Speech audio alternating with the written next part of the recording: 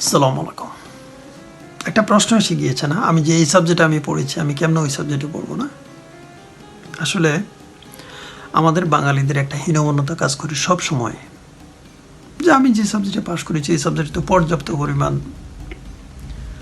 কর্মক্ষেত্র নেই দেশে। তখন কি করে? এই সাবজেক্টের লোক ওই সাবজেক্টে গিয়ে চাকরি করে, ওই সাবজেক্টের লোক এই সাবজেক্টে গিয়ে চাকরি করে, সাবজেক্ট রিলেটেড চাকরি খুব কম।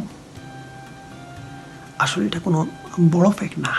আপনি কি জানেন বাংলাদেশের যারা বড় বড় চাকরিজীবী, যাদের ইংলিশে ভালো দক্ষতা নেই, এই দেশে এসে ইউকে বা ফার্স্ট ওয়ার্ল্ড কান্ট্রিগুলোতে এসে তারা কি করে জানেন?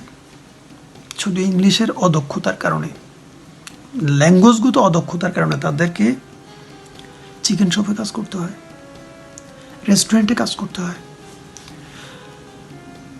তাদেরকে দারোয়ানির কাজ করতে হয়। আপনি বলবেন যে বাংলাদেশে তো সেই এই মানের এত বড় অফিসার ছিল। হ্যাঁ, আপনারা ওইখানে সমাজটাকে ভাগ করে রেখেছেন। এখানে যে দারোয়ান, তার যেরকম সম্মান এই দেশের রাষ্ট্রপতির সমসম্মান। বিশ্বাস হয়? সম পরিমাণ সম্মান দেওয়া হয়। প্রতিটা মানুষের ব্যক্তিগত স্বাধীনতাটা আছে। প্রতিটা মানুষকে জবের ব্যাপারে, চাকরির ব্যাপারে কোনো ধরনের স্তর হিসেবে দেখানো হয় না, কখনোই না। এদেশের সেরা মডেল মেয়েটাও একটা দারোয়ানকে বিয়ে করতে পারে যদি তাদের ম্যাচ হয়। প্রফেশনকে তারা কখনো পার্থক্য করে না। সেই জন্য বলবো, আমরা ওই সমাজটাকে পরিবর্তন করতে চাই যেই সমাজে আমরা বেড়ে উঠেছিলাম, যে সমাজে টাকার মূল্যে স্তর বিন্যাস হয়। আমরা ওই সমাজকে লাথি মেরে ভাঙচুর করতে চাই ওই সমাজটাকে। শুধু ওই সমাজের স্তর বিন্যাস হবে হলো, যে যত বেশি সৎ সে থাকবে প্রথম কাতারে, যে যত বেশি সৎ এবং সহজ সরল সে হবে লিডার, আর যে যত বেশি ক্রিটিক্যাল সে থাকবে সবার লাস্টে। আপনি জানেন শয়তানের প্রধান বৈশিষ্ট্য হলো সে একজন ক্রিটিক্যাল, আর সে ক্রিটিক্যাল হওয়ার কারণে আল্লাহ তাকে অভিসম্পাত করেছে।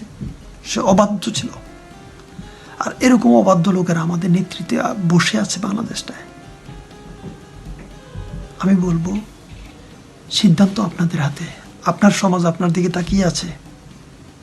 আমি যখন তৃতীয় চতুর্থ শ্রেণীতে পড়তাম, বাড়িতে আসতাম স্কুল থেকে, তখন বিকালবেলা আমার দাদা বিভিন্ন দরবারে যেত। বড় আলেম ছিলেন বাবা, দাদা। তো দাদুর কাছে জানতাম দাদা কই গিয়েছেন, বললো যে ওই তাগো বাড়ির দরবারে গিয়েছে। আসার পর কিছু কিছু তথ্য শুনতাম দাদুর কাছ থেকে, তখন মনটাকে খুব খারাপ লাগতো যে আমি স্কুলে পড়ে এসেছি এটা, আমি মাদ্রাসা পড়ে এসেছি এটা তো আমি এইভাবে পড়েছি, এটা তো এইভাবে হওয়ার কথা, কিন্তু ওরা এইভাবে সমাজ চালাচ্ছে কেন?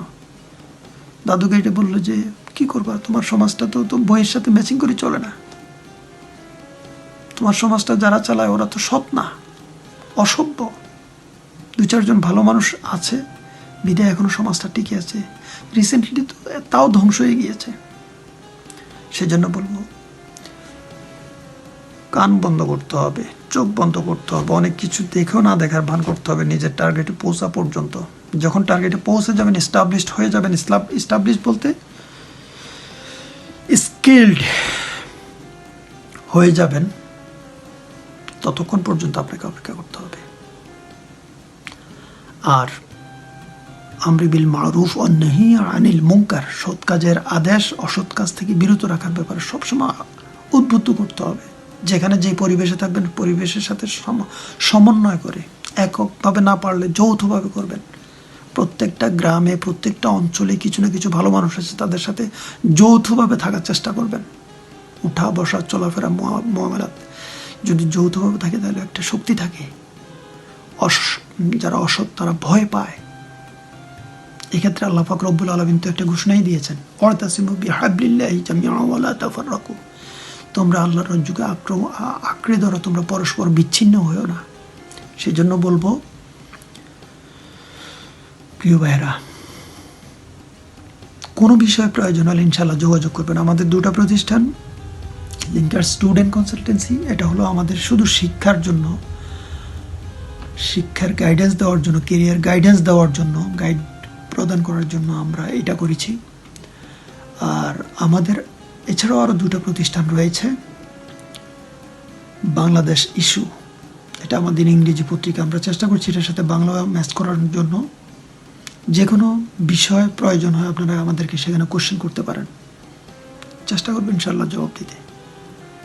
লিঙ্কার্স আইটি, এটা হলো আমাদের আইটি ফার্ম, আইটি রিলেটেড ম্যানুফ্যাকচারিংগুলো আমরা সেখানে করে থাকি।